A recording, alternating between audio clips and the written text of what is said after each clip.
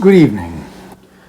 Against the chill outside, let us read The Chimes, a goblin story of some bells that rang an old year out and a new year in, by Charles Dickens. The first quarter. There are not many people, and as it is desirable that a storyteller and a story listener should establish a mutual understanding as soon as possible, I beg it to be noticed that I confine this observation neither to young people nor to little people, but to extend it to all conditions of people, little and big, young and old, yet growing up or already growing down again. There are not, I say, many people who would care to sleep in a church. Now, I don't mean at sermon time in warm weather, when the thing has actually been done once or twice, but in the night, and alone. A great multitude of persons will be violently astonished, I know, by this position in the broad, bold day. But it applies to night. It must be argued by night, and I will undertake to maintain it successfully on any gusty winter's night appointed for the purpose, with any one opponent chosen from the rest, who will meet me singly in an old churchyard, before an old church door, and will previously empower me to lock him in, if needful to his satisfaction, until morning. For the night wind has a dismal trick of wandering round and round a building of that sort, and moaning as it goes, and of trying, with its unseen hand, the windows and the doors, and seeking out some crevices by which to enter. And when it has got in, as one not finding what it seeks, whatever that may be, it wails and howls to issue forth again, and not content with stalking through the aisles, and gliding round and round the pillars, and tempting the deep organ, soars up to the roof, and strives to rend the rafters, then flings itself despairingly upon the stones below, and passes, muttering, into the vaults. Anon it comes up stealthily, and creeps along the walls, seeming to read, in whispers, the inscriptions sacred to the dead. At some of these it breaks out shrilly, as with laughter, and at others moans and cries as if it were lamenting. It has a ghostly sound, too, lingering within the altar, where it seems to chant in its wild way of wrong and murder done and false gods worshipped, in defiance of tables of the law, which look so fair and smooth, but are so flawed and broken. Ugh. Heaven preserve us, sitting snugly round a fire. It has an awful voice, that wind at midnight, singing in a church.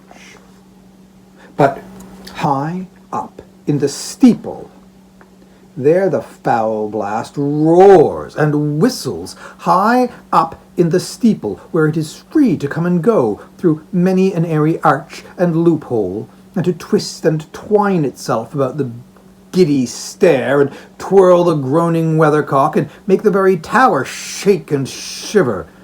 High up in the steeple, where the belfry is, and the iron rails are ragged with rust, and sheets of lead and copper, shriveled by the changing weather, crackle and heave beneath the unaccustomed tread, and birds stuff shabby nests into corners of old oaken joists and beams, and dust grows old and grey, and speckled spiders, indolent and fat with long security, swing idly to and fro in the vibration of the bells, and never loose their hold upon their thread-spun castles in the air, or climb up sailor-like in quick alarm, or drop upon the ground and ply a score of nimble legs to save one life. High up in the steeple of an old church, far above the light and murmur of the town, and far below the flying clouds that shadow it, is the wild and dreary place at night. And high up in the steeple of an old church dwelt the chimes I tell of. They were old chimes, trust me. Centuries ago, these bells had been baptized by bishops. So many centuries ago that the register of their baptism was lost long, long before the memory of man, and no one knew their names. They had had their godfathers and godmothers, these bells.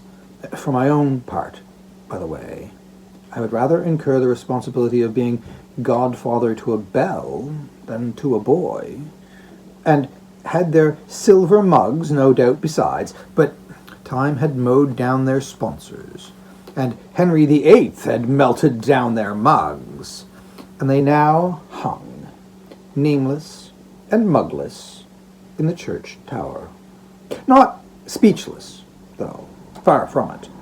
They had clear, loud, lusty, sounding voices, had these bells, and far and wide they might be heard upon the wind. Much too sturdy chimes were they to be dependent on the pleasure of the wind, moreover, for fighting gallantly against it, when it took an adverse whim, they would pour their cheerful notes into a listening ear right royally, and bent on being heard on stormy nights by some poor mother watching a sick child, or some lone wife whose husband was at sea. They had been sometimes known to beat a blustering nor'wester, aye, all to fits, as Toby Veck said.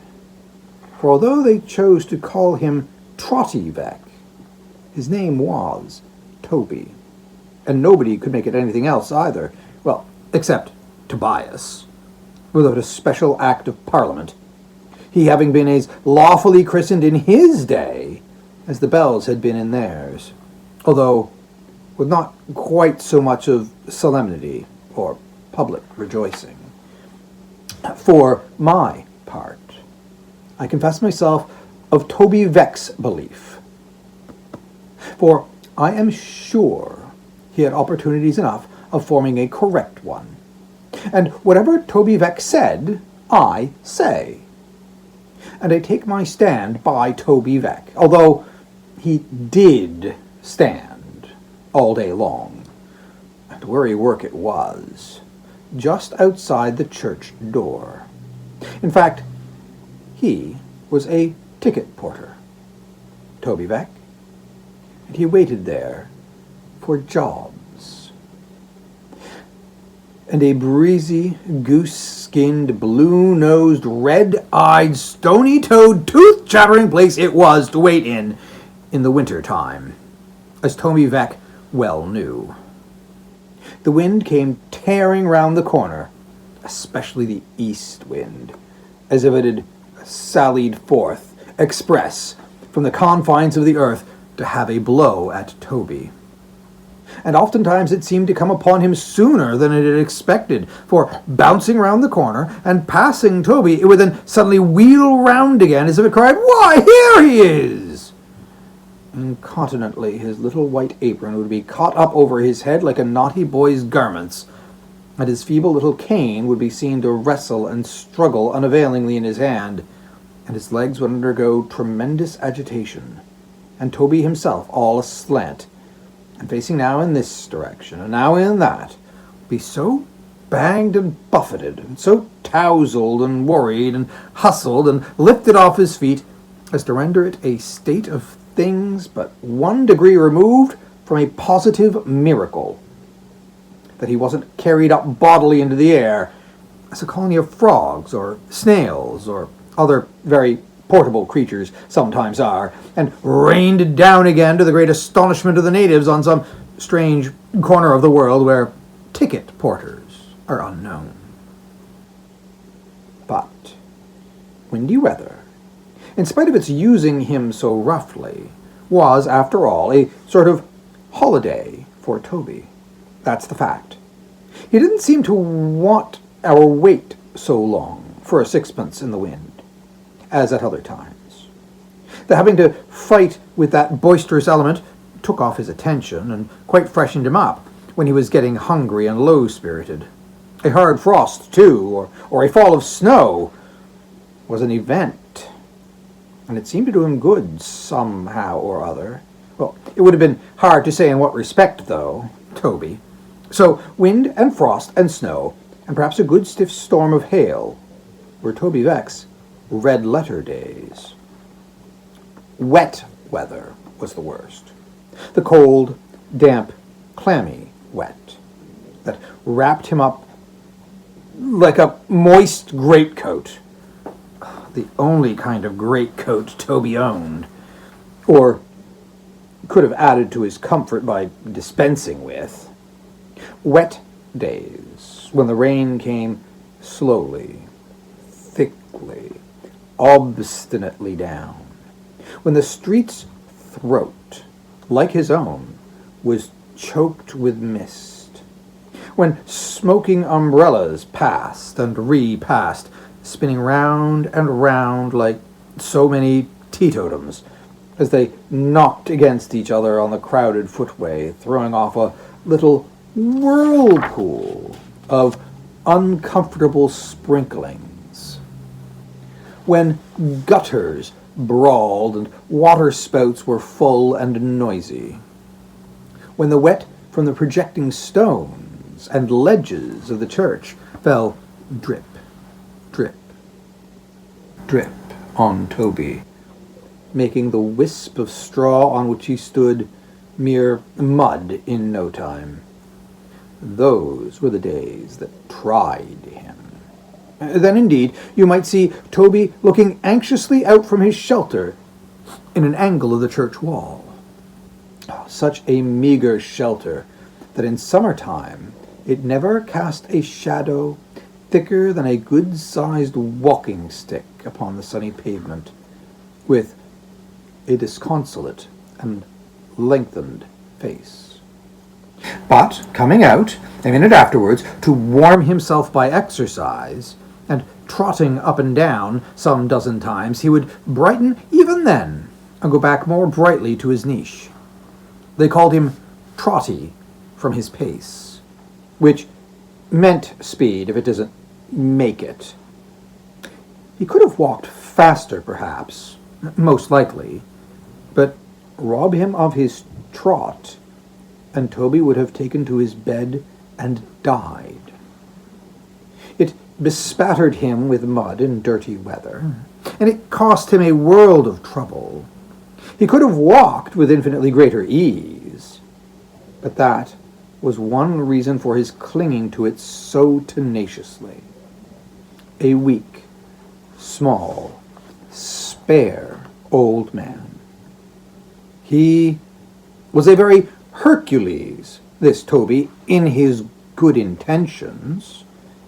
He loved to earn his money. He delighted to believe. Toby was very poor, and could not well afford to part with a delight, that he was worth his salt. With a shilling, or an 18-penny message, or small parcel in hand, his courage, always high, rose higher. As he trotted on, he would call out to fast postmen ahead of him to "Get out of the way!" devoutly believing that in the natural course of things he must inevitably overtake and run them down, and he had perfect faith, not often tested, in his being able to carry anything that a man could lift. And thus, even when he came out of his nook to warm himself on a wet day, Toby trotted, making with his leaky shoes a crooked line of slushy footprints in the mire, and blowing on his chilly hands and rubbing them against each other, poorly defended from the searching cold by threadbare mufflers of grey worsted, with a private apartment only for the thumb, and a common room, or tap, for the rest of the fingers. Toby, with his knees bent and his cane beneath his arm, still trotted. Falling out into the road to look up at the belfry when the chimes were sounded, Toby trotted still. He made this last excursion several times a day.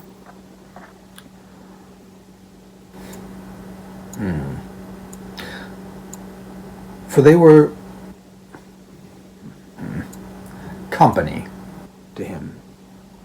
And when he heard their voices, he had an interest in glancing at their lodging place and thinking how they were moved and what hammers beat upon them. Perhaps he was the more curious about these bells because there were points of resemblance between themselves and him.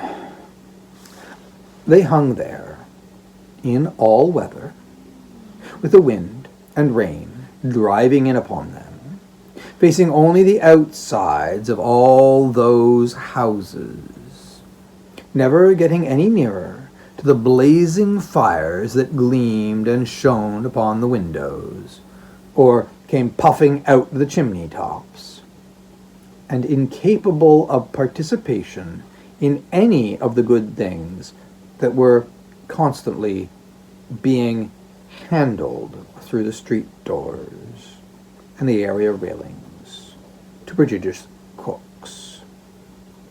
Faces came and went at many windows, sometimes pretty faces, youthful faces, pleasant faces, sometimes the reverse.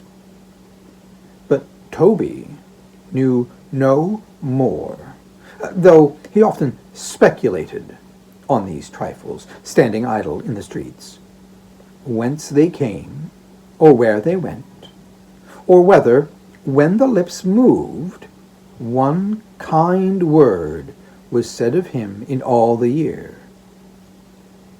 More than did the chimes themselves. Toby was not a casuist, that he knew of, at least.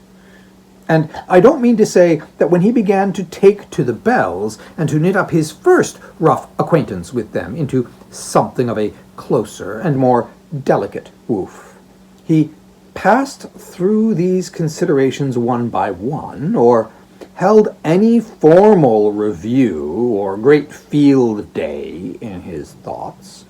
But what I mean to say, and do say, is that as the functions of Toby's body, his digestive organs, for example, did of their own cunning, and by a great many operations of which he was altogether ignorant, and the knowledge of which would have astonished him very much, arrive at a certain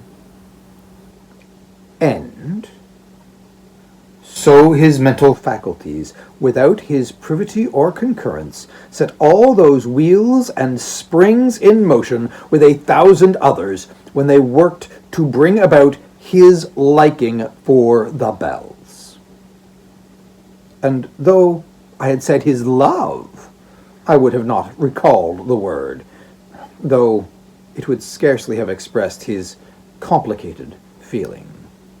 for being but a simple man, he invested them with a strange and solemn character. They were so mysterious, often heard and never seen, so high up, so far off, so full of such a deep, strong melody, that he regarded them with a species of awe. And sometimes, when he looked up at the dark arched windows in the tower, he half expected to be beckoned to by something which was not a bell, and yet was what he had heard so often sounding in the chimes. For all this, Toby scouted with indignation a certain flying rumor that the chimes were haunted, as implying the possibility of their being connected with any evil thing. In short, they were very often in his ears, and very often in his thoughts, but always in his good opinion. And he very often got such a crick in his neck by staring with his mouth wide open at the steeple where they hung, that he was fain to take an extra trot or two afterwards to cure it. Now, the very thing that he was in the act of doing one cold day, when the last drowsy sound of 12 o'clock just struck, and was humming like a melodious monster of a bee, and not by any means a busy bee, all through the steeple. "Dinner time, eh?" said Toby, trotting up and down before the church. "Ah!" Toby's nose was very red, and his eyelids were very red, and he winked very much, and his shoulders were very near his ears, and his legs were very stiff. And altogether, he was evidently a long way upon the frosty side of cool. "Dinner time, eh?" repeated Toby, using his right hand muffler like an infantine boxing glove, and punishing his chest for being cold. "Ah!"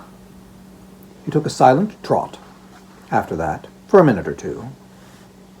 "There is nothing," said Toby, breaking forth afresh. But here he stopped short in his trot, and with a face of great interest and some alarm, felt his nose carefully all the way up. It was but a little way, not being much of a nose, and he had soon finished. "Oh, I thought it was gone," said Toby, trotting off again. "It's all right, however. I'm sure I couldn't blame it if it was to go. There's a precious hard service of it in the bitter weather, and precious little look forward to, for I don't take snuff myself. I mean, it's a good deal tried, poor creature, at the best of times. For when it does get hold of a pleasant whiff or so, which ain't too often, it's generally from somebody else's dinner, or coming home from the baker's." And that reflection reminded him of that other reflection, which he had left unfinished. "There's nothing," said Toby, "more regular in its coming round than dinner time, and nothing less regular in its coming round than dinner.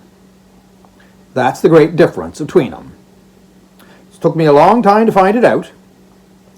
I wonder if it would be worth any gentleman's while now to buy that observation for the papers, or the Parliament." Toby was only joking, for he gravely shook his head in self-depreciation. "Why, Lord," said Toby, "the papers is full of observations as it is, and so's the Parliament. Here's last week's paper now," taking a very dirty one from his pocket, and holding it from him at arm's length. "Full of observations. Full of observations. I like to know the news as well as any man," said Toby, slowly, folding it a little smaller, and putting it in his pocket again. "But it almost goes against the grain with me to read a paper now. It frightens me almost. I don't know what we poor people are coming to. Lord send we may be coming to something better in the new year nigh upon us." "Why, father, father," said a pleasant voice hard by. But Toby, not hearing it, continued to trot backwards and forwards, musing as he went, talking to himself. "Seems as if we can't go right, or do right, or be righted," said Toby. "I hadn't much schooling myself when I was young, and I can't make out whether we have any business on the face of the earth or not. Sometimes I think we must have, a little, and sometimes I think we must be intruding. I get so puzzled sometimes that I'm not even able to make up my mind whether there's any good at all in us, or whether we are born bad. We seem to be dreadful things. We seem to give a deal of trouble. We are always being complained of and guarded against. One way or other, we fill the papers. Talk of a new year," said Toby mournfully. "I can bear up as well as another man at most times, better than a good many, for I'm as strong as a lion, and all men ain't. But supposing it should really be that we have no right to a new year, supposing we really are intruding—" "Why, father, father," said the pleasant voice again. Toby heard it this time, started, stopped, and shortening his sight, which had been directed a long way off as seeking the enlightenment in the very heart of the approaching year, found himself face to face with his own child, and looking close into her eyes. Bright eyes they were, eyes that would bear a world of looking in before their depth was fathomed. Dark eyes that reflected back the eyes which searched them, not flashingly, or at the owner's will, but with a clear, calm, honest, patient radiance, claiming kindred with that light which heaven called into being. Eyes that were beautiful and true, and beaming with hope.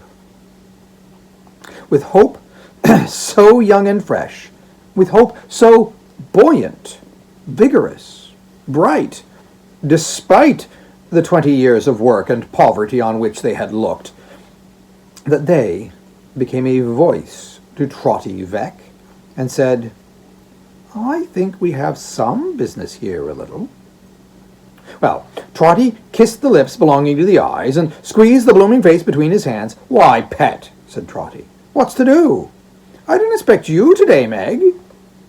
"Neither did I expect to come, father," cried the girl, nodding her head and smiling as she spoke. "But here I am, and not alone, not alone." "Why, you don't mean to say," observed Trotty, looking curiously at a covered basket which she carried in her hand, "that you, smell it, father dear," said Meg. "Only smell it." Now Trotty was going to lift up the cover at once, in a great hurry, when she gaily interposed her hand. "No, no, no," said Meg, with the glee of a child. "Lengthen it out a little. Now, let me just lift up the corner, just the little tiny corner, you know," said Meg, suiting the action to the word with the utmost gentleness, and speaking very softly, as if she were afraid of being overheard by something inside the basket. "There, now, what's that?" And Toby took the shortest possible sniff at the edge of the basket, and cried out in rapture, "Why, it's hot!" "It's burning hot," cried Meg. "It's scalding hot." "Ha, ha, ha!" roared Toby, with a sort of kick. "Ah, it's scalding hot!" But what is it, father?" said Meg. "Come, you haven't guessed what it is, and you must guess what it is. I can't think of taking it out till you guess what it is. Don't be in such a hurry. Wait a minute. A little bit more of the cover. Now, guess. Meg was in a perfect fright, lest he should guess right too soon, shrinking away as she held the basket towards him, curling up her pretty shoulders, stopping her ear with her hand, as if by so doing she could keep the right word out of Toby's lips, and laughing softly the whole time.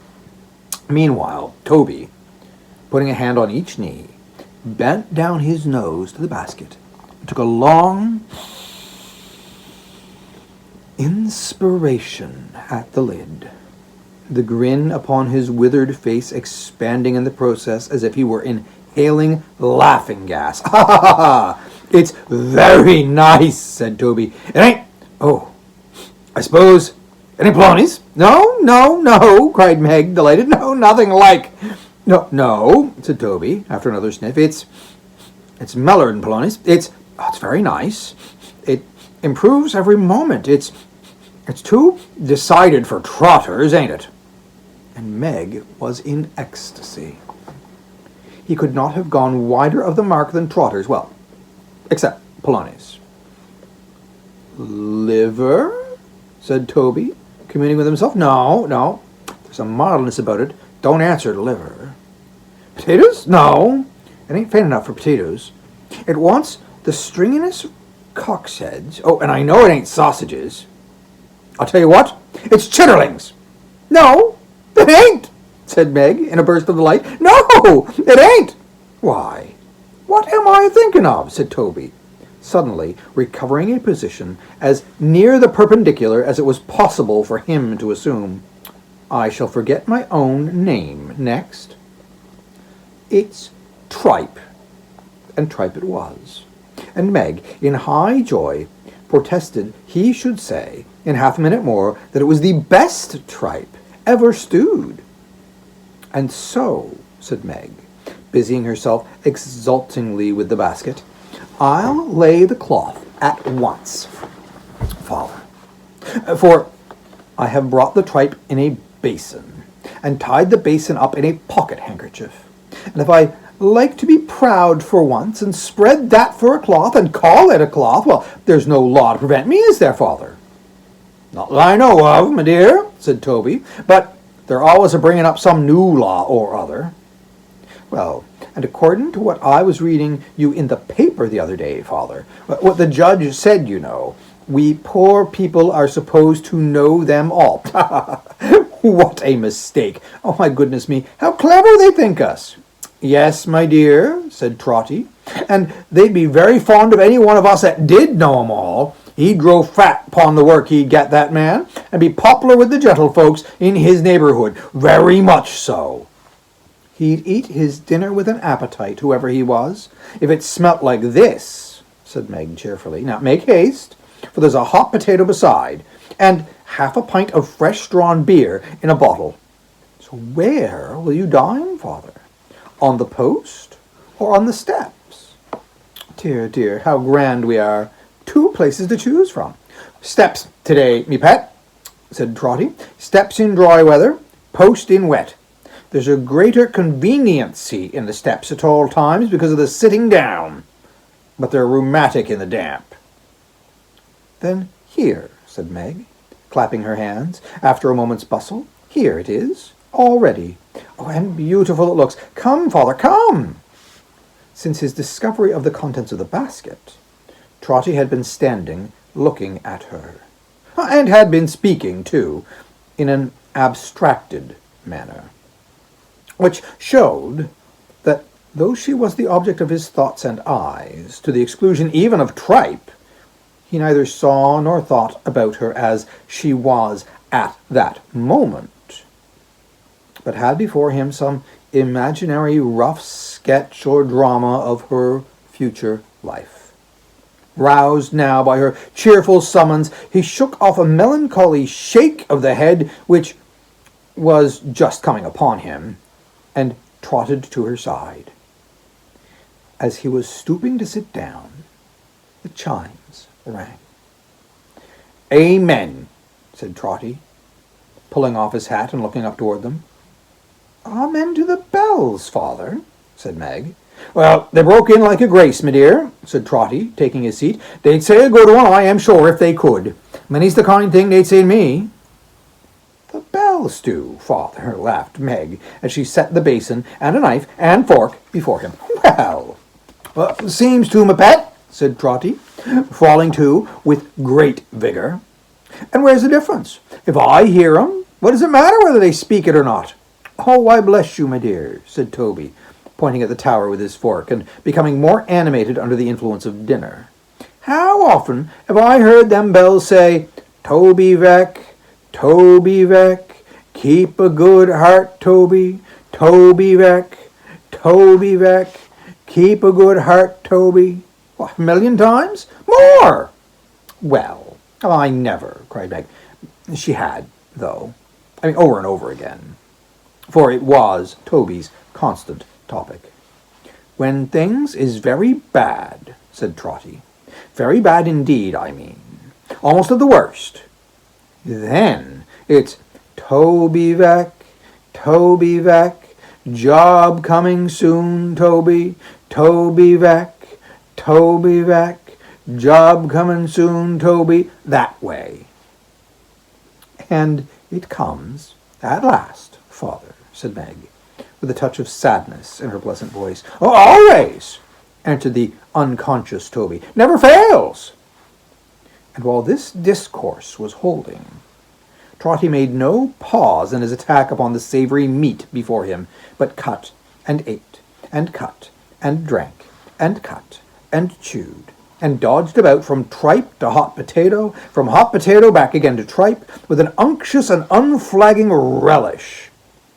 But happening now to look all round the street, in case anybody should be beckoning from any door or window for a porter, his eyes, in coming back again, encountered Meg, sitting opposite to him, with her arms folded, and only busy in watching his progress, with a smile of happiness. Why, Lord forgive me, said Trotty, dropping his knife and fork. My dove, Meg, why did you tell me what a beast I was? Father? Sitting here, said Trotty, in penitent explanation, cramming and stuffing and gorging myself, and you before me there, never so much as breaking your precious fast, nor wanting to, but I have broken it, father, interposed his daughter, laughing. All to bits. I have had my dinner. Nonsense, said Trotty. 2 dinners in one day. 'Tain't possible. You might as well tell me that 2 New Year's days will come together, or that I've had a gold head all me life and never changed it. But I have had my dinner, father, for all that, said Meg, coming nearer to him, and if you'll go on with yours, I'll tell you how and where, and how your dinner came to be bought, and something else besides. Now, Toby still appeared incredulous, but she looked into his face with her clear eyes, and laying her hand upon his shoulder, motioned him to go on while the meat was hot. So Trotty took up his knife and fork again and went to work, but much more slowly than before, and shaking his head as if he were not at all pleased with himself. No, I had my dinner, father, said Meg, after a little hesitation, with Richard.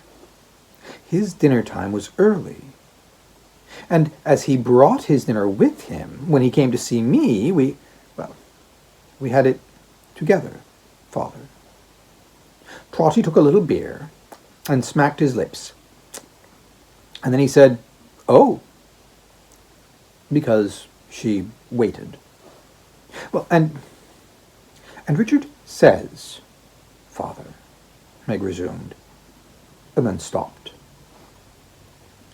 What does Richard say, Meg? Asked Trotty. Well, Richard says, father, another stoppage. Richard's a long time saying it, said Toby.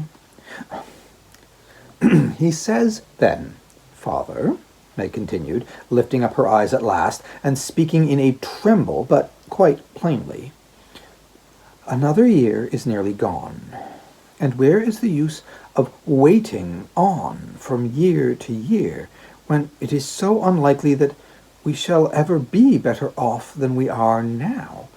He says, we are poor now, Father, and we shall be poor then. But we are young now, and years will make us old before we know it.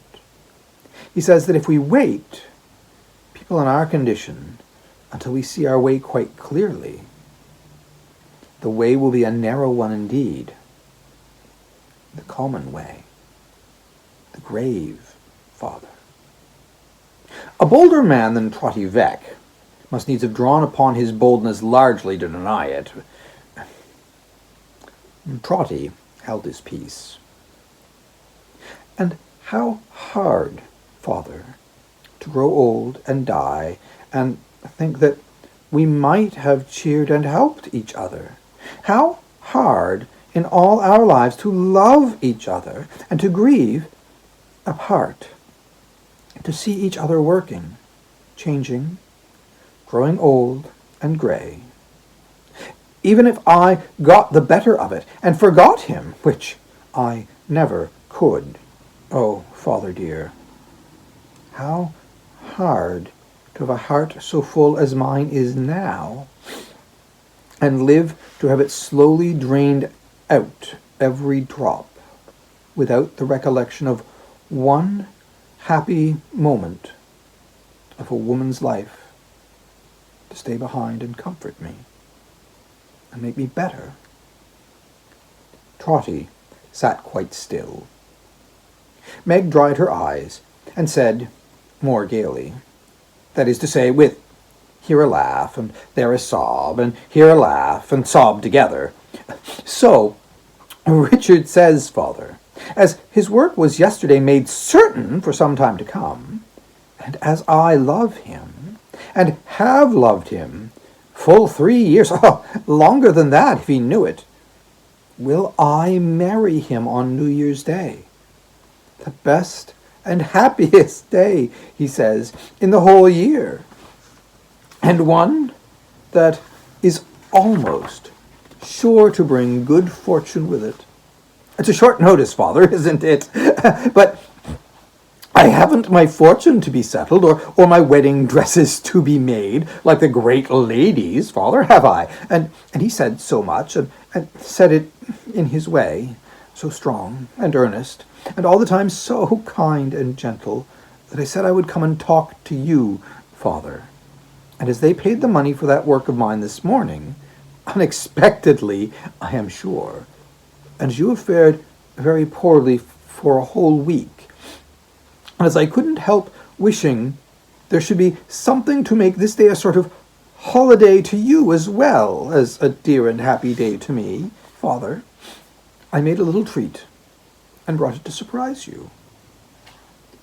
And see how he leaves it cooling on the step, said another voice.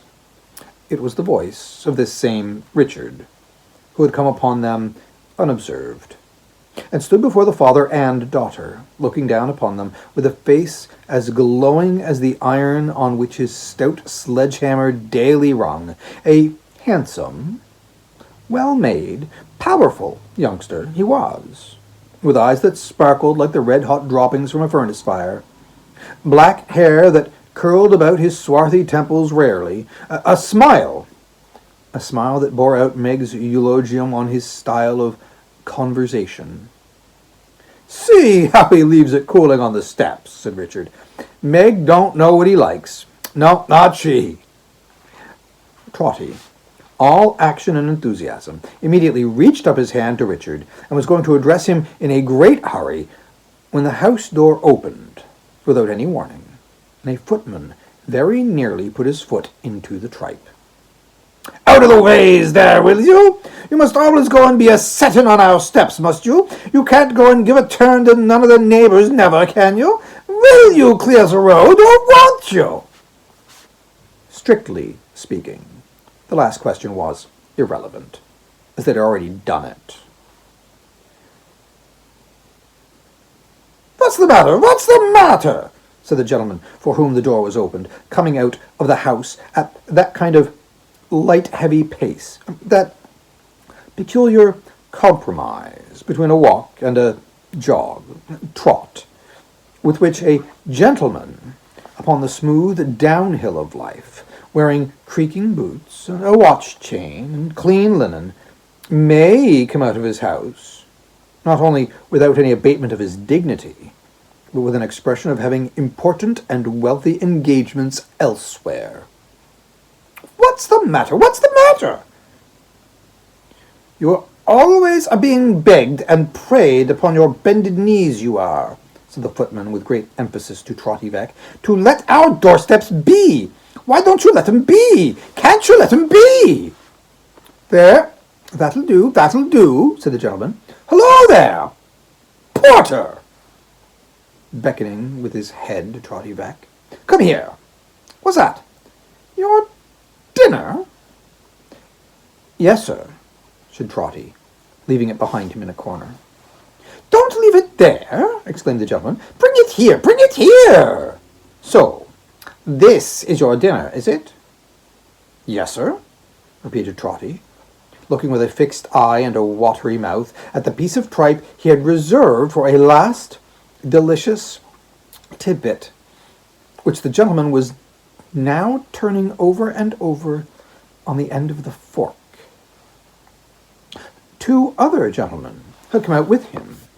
One was a low-spirited gentleman of middle age, of a meagre habit, and a disconsolate face, who kept his hands continually in the pockets of his scanty pepper-and-salt trousers, very large and dog-eared from that custom, and was not particularly well brushed or washed.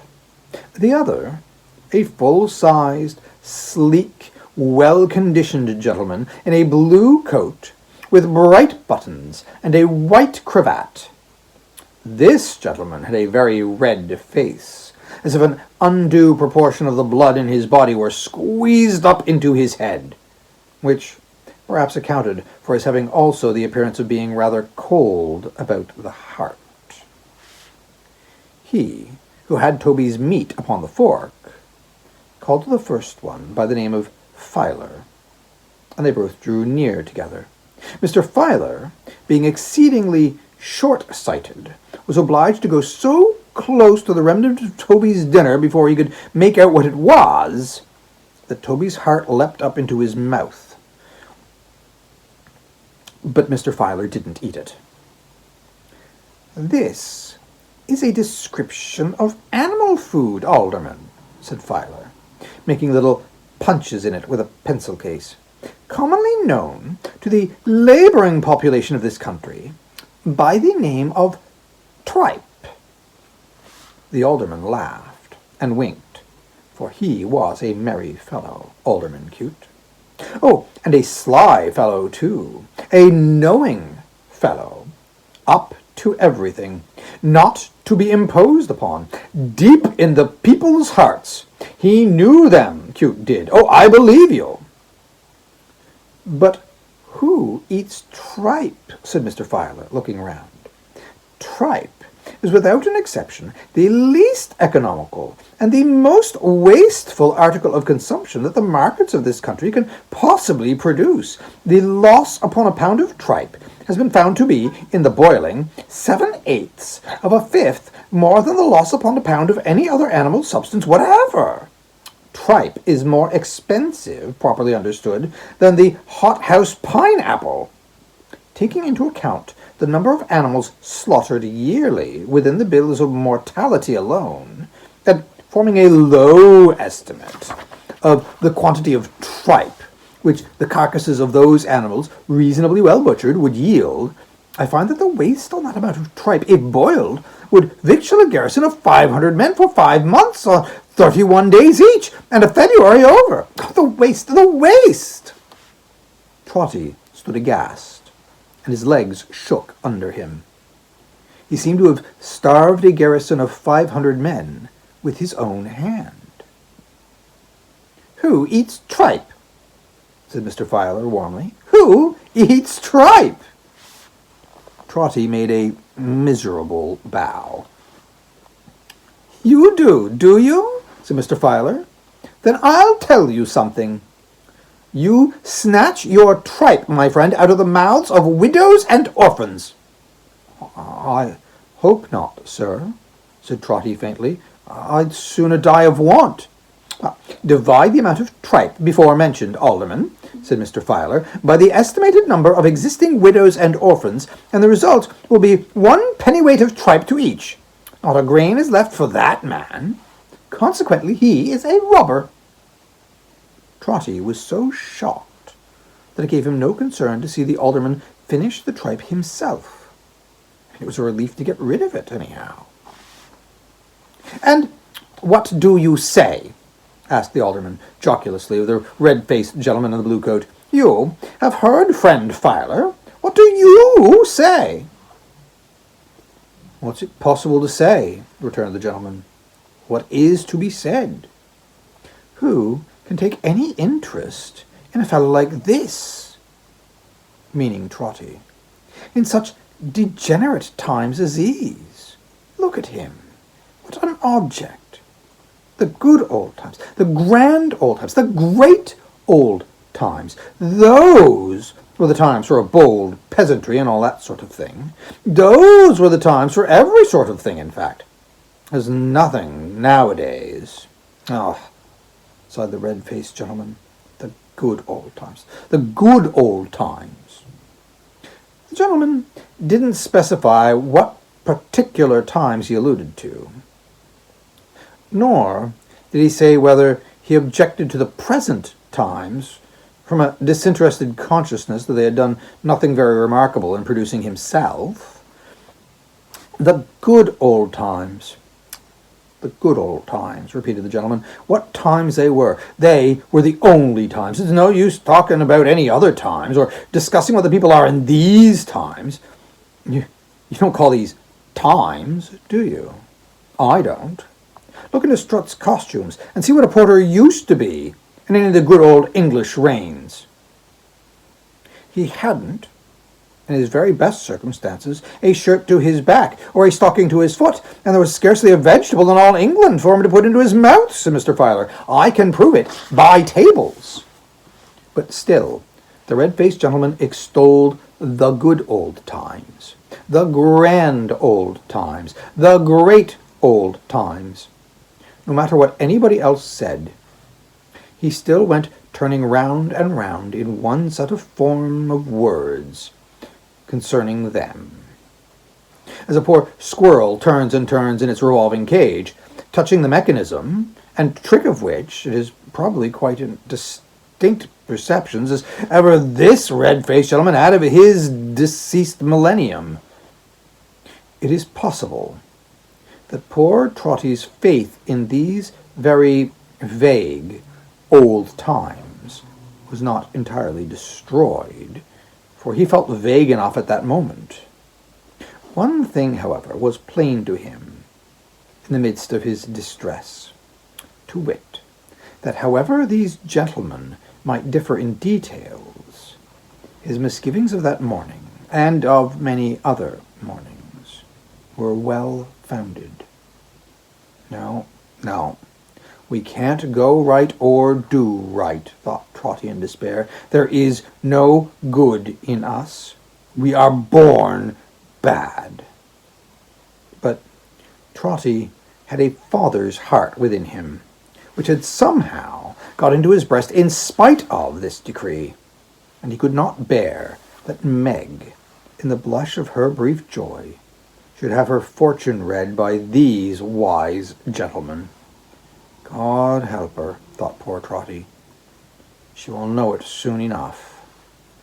He anxiously signed, therefore, to the young smith to take her away, but he was so busy talking to her softly at a little distance that he only became conscious of this desire simultaneously with Alderman Cute. Now, the alderman had not yet had his say, but he was a philosopher too. Practical, though. Oh, very practical. And as he had no idea of losing any portion of his audience, he cried, "Stop! Now, you know said the alderman, addressing his two friends, with a self-complacent smile upon his face, which was habitual to him. I am a plain man, and a practical man, and I go to work in a plain, practical way. That's my way. There is not the least mystery or difficulty in dealing with this sort of people, if you only understand them, and can talk to them in their own manner. Now, you, Porter, don't you ever tell me, or anybody else, my friend, that you haven't always enough to eat, and of the best, because I know better. I have tasted your tripe, you know, and you can't chaff me. You understand what chaff means, eh? That's the right word, isn't it? Ha! Lord bless you, said the alderman, turning to his friends again. It's the easiest thing on earth to deal with this sort of people, if you understand them. Famous man for the common people, Alderman Cute. Never out of temper with them.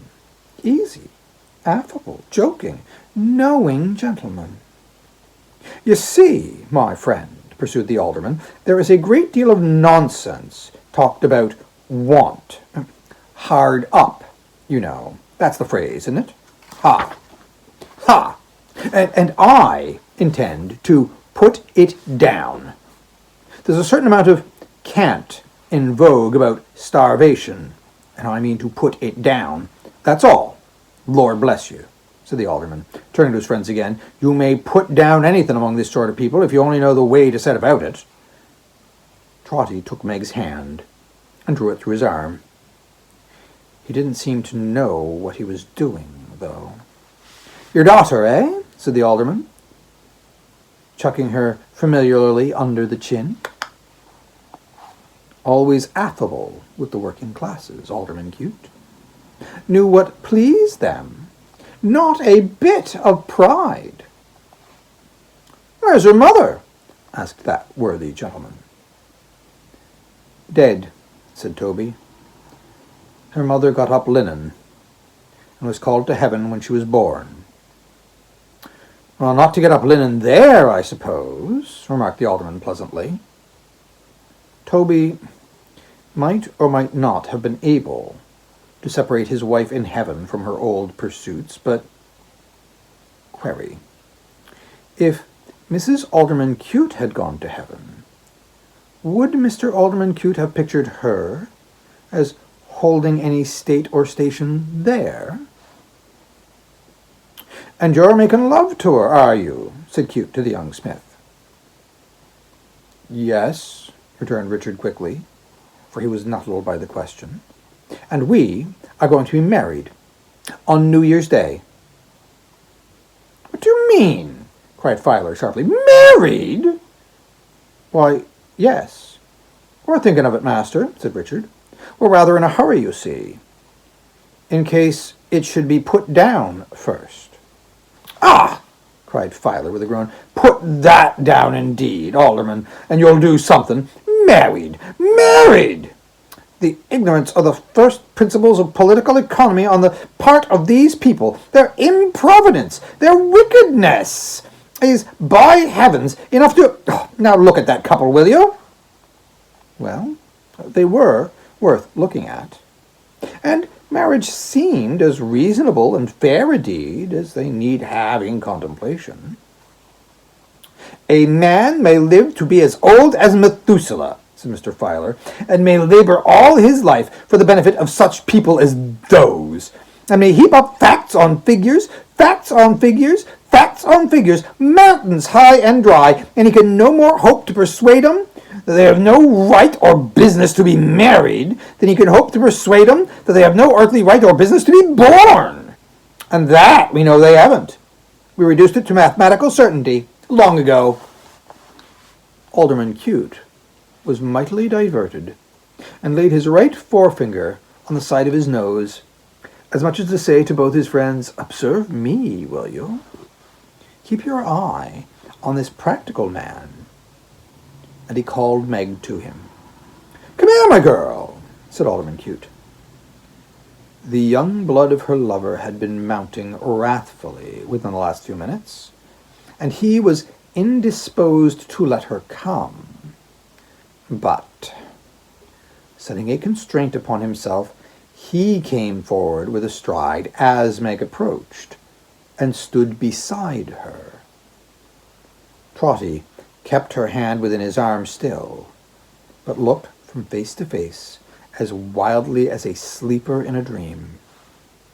"Now, I'm going to give you a word or two of good advice, my girl," said the alderman, in his nice, easy way. "It is my place to give advice, you know, because I'm a justice. You know I'm a justice, don't you?" Meg timidly said, "Yes." But everybody knew Alderman Cute was a justice. Oh dear, so active a justice anyways. Who such a mote of brightness in the public eye is Cute? "You are going to be married, you say," pursued the alderman. "Very unbecoming and indelicate of one of your sex. But never mind that. After you are married, you will quarrel with your husband, and come to be a distressed wife. You may think not, but you will, because I tell you so. Now, I give you fair warning that I have made up my mind to put distressed wives down, so don't be brought before me. You will have children, boys. Those boys will grow up bad, of course, and will run wild in the streets, without shoes and stockings. Mind, my young friend, I'll convict them summarily, every one, for I am determined to put boys without shoes and stockings down. Perhaps your husband will die young, most likely, and leave you with a baby, and then you'll be turned out of doors and wander up and down the streets. Now, don't wander near me, my dear, for I am resolved to put all wandering mothers down. All young mothers of all sorts and kinds, it is my determination to put down. Don't think to plead illness as an excuse with me, or babies as an excuse with me, for all sick persons and young children, and I hope you know the church service, but I'm afraid not, I am determined to put down. And if you attempt desperately and ungratefully and impiously and fraudulently attempt to drown yourself or hang yourself, I will have no pity for you, for I have made up my mind to put all suicides down. If there is one thing," said the alderman, with his self-satisfied smile, "on which I can be said to have made up my mind more than on another, it is to put suicide down. So don't try it on. That's the phrase, isn't it? Ha! Ha! Now, we understand each other." Toby knew not whether to be agonized or glad to see that Meg had turned a deadly white and dropped her lover's hand. "And as for you, you dull dog," said the alderman, turning with even increased cheerfulness and urbanity to the young smith, "what are you thinking of being married for? What do you want to be married for, you silly fellow? If I was a fine, young, strapping chap like you, I should be ashamed of being milksop enough to pin myself to a woman's apron strings. Why, she'll be an old woman before you're a middle-aged man. And a pretty figure you'll cut then, with a draggle-tailed wife and a crowd of squalling children crying after you wherever you go." Oh, yes, he knew how to banter the common people, Alderman Cute. "There, go along with you," said the alderman, "and repent. Don't make such a fool of yourself as to get married on New Year's Day. You will think very differently of it long before next New Year's Day. Trim young fellow like you, with all the girls looking after you. There, now, go along with you." They went along, not arm in arm, or hand in hand, or interchanging bright glances, but she in tears, he gloomy and down-looking. Were these the hearts that had so lately made old Toby's leap up from its faintness? No, no. The alderman, a blessing on his head, had put them down. "Oh, as you happen to be here," said the alderman to Toby, "you shall carry a letter for me. Can you be quick? You're an old man." Toby, who had been looking after Meg, quite stupidly, made shift to murmur out that he was very quick, and very strong.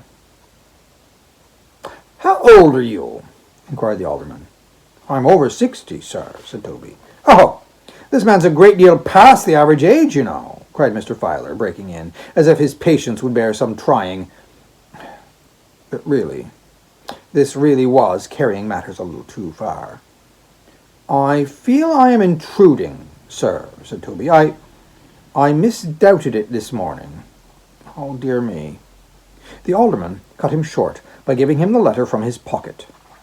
Toby would have got a shilling too, but Mr. Filer, clearly showing that in that case he would rob a certain number of persons of 9 halfpenny apiece, he only got 6, and thought himself very well off to get that.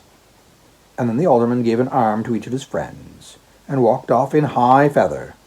But he immediately came hurrying back alone, as if he had forgotten something. Oh, porter, said the alderman. Sir, said Toby, take care of that daughter of yours. She's much too handsome.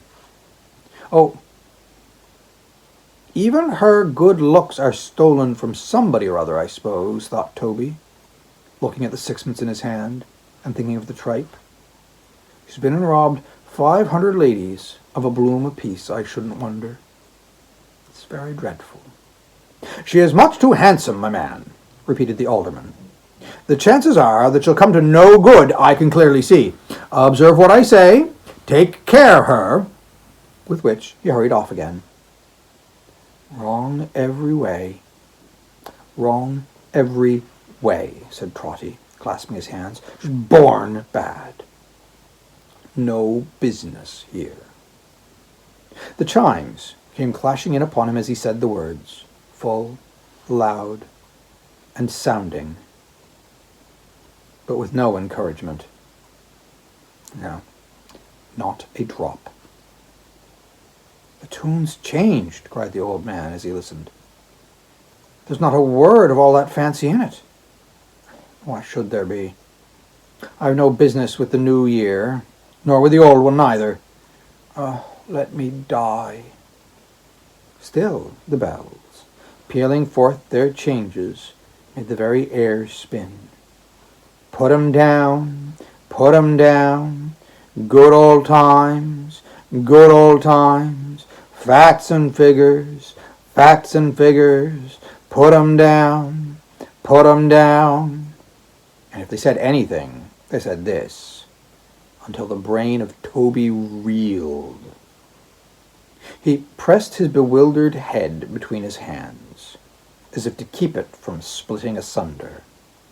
A well-timed action, as it happened, for finding the letter in one of them, and being by that means reminded of his charge, he fell mechanically into his usual trot, and trotted off. Thus ends the first quarter.